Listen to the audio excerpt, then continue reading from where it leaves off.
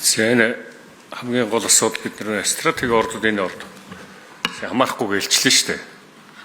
Хамаарах уу? За хамаарна гэдэг яхаар сая засгийн газар энэ 2025 оны 4 сарын 9-ний өдрийн хуралдаанаар хэлцүүлэн шийдвэрлэсэн юм байна тий. Тэгэхээр бидний хувьд энэ чинь оюу толгой байж байгаа. Энэ компанийн нэр нь өөр байгаад байна л да. Тэгэхээр энэ одоо дараа нь маргаа үүсэх үү? Маргаа үүсэх нөхцөл байгаа юу? Тий. За нэгт асуулт нь. За хоёрт нь одоо бидний хувьд оюу толгойтой ингээд хамтраа явчих бид нар чи оюу толгойгоос ашиг авч чадахгүй байгаа шүү дээ. Тэгэхээр бас яг тийм рүү орчих уу? Эсвэл энэ компани одоо бас ингээд шүүхтэр яваад энэ шүүхийн шийдвэрэнд энэ компанид олгоо гэсэн одоо шийдвэр нь гарч байгаа мэн гэж ойлгож байна. Тэгэхээр тэр олгосон орлогоос нь бие ашигаас нь 34 авах бид нар зөв үү? Аль нь зөв бэ? Энэ дээр одоо та бүхний санал ямар байна вэ? Гэсэн ийм хоёр асуулт байна. За 3 номер Туван сайд.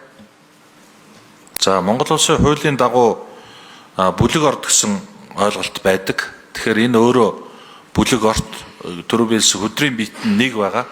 Тэгээ яг ингээд децензер нь ингээд вертикал байдлаар ингээд буулгаад үцхээр л хуваагдаж байгаа болохоос шинэ өөрөө яг ингээд ийм одоо нэг үргэлж цул орд байгаа.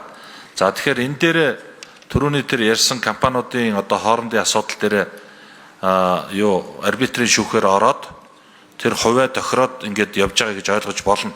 За тэгэхээр 80%-аар тохирчлоо гэдгийн 80%-ийн 34% нь одоо Эрдэнэ соёлын компани эзэмшлэр ингээд ороод явчихнаа. Тэгэхээр тэндээс одоо манайх чи энэ дээр бол нэлээд орой одоо хувь хүртэх. Тэгээд нөгөө нэг 34%-аар санхүүгийн хариуцлага энэ төр хүлээгээд тэрнийхээ мөнгөний хүүтэн энэ төр төлөх гэдэг байдлаар нэлээд хойшлоод явж байгаа шүү дээ.